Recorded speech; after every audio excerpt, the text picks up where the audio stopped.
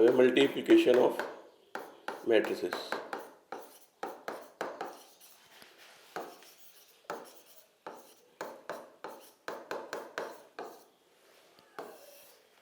अगर एक matrix A है और इसका ऑर्डर है m बाय n, मतलब m रोज है n कॉलम, इसको मैट्रिक्स b से मल्टीप्लाई करना है, इसका ऑर्डर है n इंटू पी। तो मैट्रिक्स तभी मल्टीप्लाई होंगी जब फर्स्ट वाले के कॉलम सेकंड वाले की रो के इक्वल होंगे, ये इक्वल होना जरूरी है। तो न्यू मैट्रिक्स का ऑर्डर ये आ जाएगा जब बच जाएंगे m बाई पी। तो मल्टीप्लाई करने का जो तरीका है मैट्रिसेस का, मान लो ये है, ये 2 बाई 2 की मैट्रिक्स है,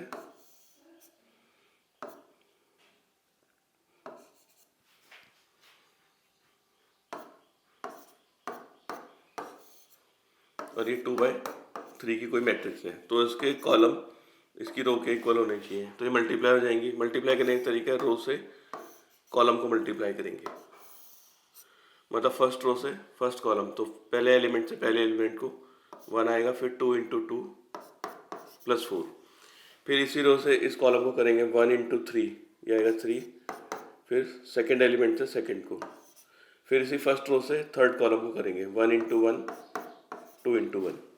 अब सेकेंड रो से आएंगे, यहाँ भी सेकेंड रो स्टार्ट हो जाएगी, तो सेकेंड रो से फर्स्ट कॉलम 3 इंटू 1 और ये 4 इंटू 2, फिर सेकेंड रो से सेकेंड कॉलम 3 इंटू 3 9 और 4 इंटू 1। ऐसे इस रो से इस कॉलम को करेंगे, तो 3 1 जा 3 और 1 जा 4, तो ये आ जाएगा 5 5 3 11 13 और 7। तो इस तरीके से मल्टीप्लाई करना है इसको। तो एक्सरसाइज 8.3, इसका पहला क्वेश्चन है, ए की वैल्यू दे रखी है 3 5, मैट्रिक्स दे रखी है 3 5 4 -2, और मैट्रिक्स बी दी है, एक ही कॉलम है इसमें 2 और 4। तो कहने क्या प्रोडक्ट पॉसिबल है, तो इसके लिए जो पहले वाली मैट्रिक्स है उसके कॉलम, मतलब ए इंटू बी पॉसिबल है कि नहीं है। तो इसका अगर ऑर्डर लिखे तो ये 2 बाई 2 है और इसका ऑर्डर है 2 बाई 1, तो ए इंटू बी पॉसिबल है क्योंकि इसके कॉलम इसकी रो के इक्वल है। तो इनको मल्टीप्लाई करेंगे, 3 5 4 -2, ये आ जाएगा 2 4। तो फर्स्ट रो से जो न्यू मैट्रिक्स आएगी उसका ऑर्डर क्या होगा 2 बाई 1, जो बच जाते किनारे। तो पहली रो से पहला कॉलम करेंगे 3 इंटू 2 6 और 5 इंटू 4 20, फिर सेकेंड रो से करेंगे इसको 4 इंटू 2 8 और ये -8, तो मैट्रिक्स आ जाएगी 26 और 0। सेकेंड क्वेश्चन में मैट्रिक्स दे रखी है 2 3 2 5 1 3, मैट्रिक्स है सेकेंड क्वेश्चन में 2 5 1 3, और मैट्रिक्स बी दे रखी है 1 -1 -3 और 2। पहले ए बी निकालना है, ए इंटू बी, तो 2 5 1 3, बी की वैल्यू 1 -1 -3 और 2, तो इनको मल्टीप्लाई करेंगे, ये आएगा फर्स्ट रो से फर्स्ट कॉलम 2 1 जा 2 -5 इंटू 3, फिर इसी रो से इस कॉलम को करेंगे -2 प्लस 10, फिर इस रो से इस कॉलम को 1 -9, फिर इस रो से इस कॉलम को -1 प्लस 6, ये आ जाएगा -13 8 -8 और 5। अब निकालना है b इंटू ए, तो पहले b के लिए लिखेंगे 1 -1 -3 और 2, या a की वैल्यू आ जाएगी 2 5 1 3। तो इसमें भी रो से कॉलम 1 इंटू 2 -1 इंटू 1, फिर रो से इस कॉलम को 1 इंटू 5 और -1 इंटू 3, फिर इस रो से इस कॉलम को -6 प्लस 2, फिर इस रो से इस कॉलम को -15 प्लस 6, ये आ जाएगा 1 2 -4 -9। तो चेक करना था क्या ए बी और बी ए इक्वल है, तो इक्वल नहीं है, दोनों अलग अलग मैट्रिसेस आ गई।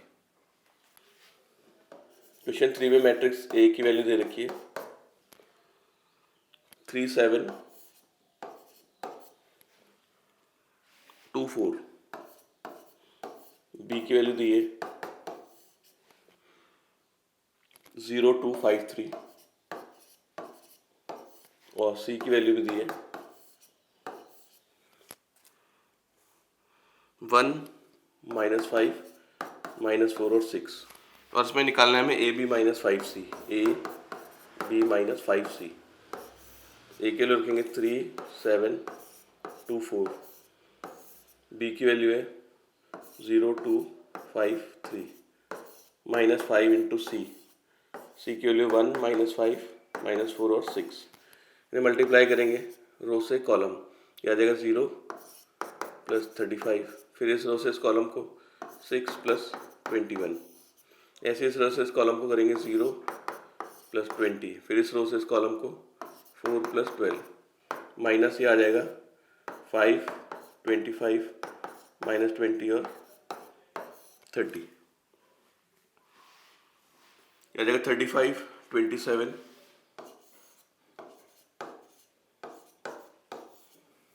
ये आ जाएगा 20 और 16, -5 -25, -20 और 30, ये 35 - 5, 27 - 25, 20 + 20 हो जाएगा 40 और 16 - 30 -14।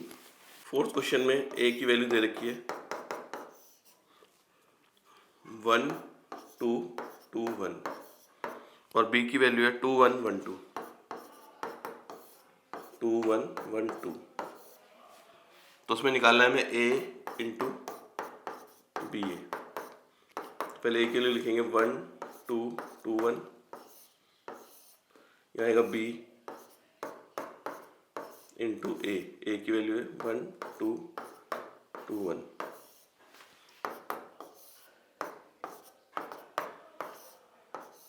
इनको मल्टीप्लाई करके आएगा रो से कॉलम 2 + 2, फिर ये आएगा 4 + 1, फिर इस रो से करेंगे इस कॉलम को 1 × 1, 2 × 2, फिर इस रो से इस कॉलम को 2 + 2, ये आ जाएगा 1, 2, 2, 1, 1, 2, 2, 1 और ये आ जाएगा 4, 5, 5, 4, 4, 5। इन्हें मल्टीप्लाई करेंगे रो से कॉलम, रो से कॉलम, फर्स्ट से फर्स्ट को 4, फिर 2, 5 = 10, फिर इस रो से इस कॉलम को करेंगे 5 + 8, इस रो से इस कॉलम को 8 + 5, इस रो से इस कॉलम को करेंगे 10 + 4, यह आ जाएगा 14, 13, 13 और 14।